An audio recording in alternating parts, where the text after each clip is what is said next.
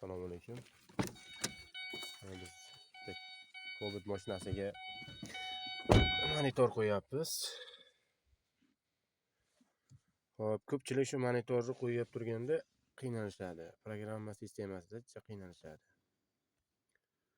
Hop, men sizlarga buni o'rgatamiz. Okey. Eshiklar kakaloyna ishlaydi.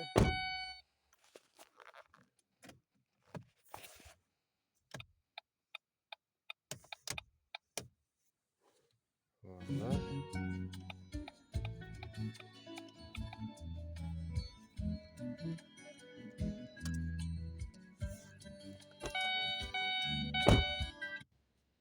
Avtomatik как заводской holatda qo'yiladi. Ishimiz bitgan jarayonni keyin yana olamiz xohlasa.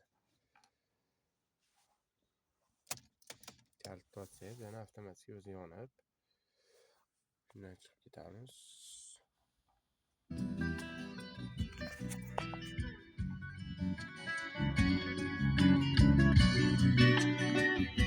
Ovozi ham juda baland.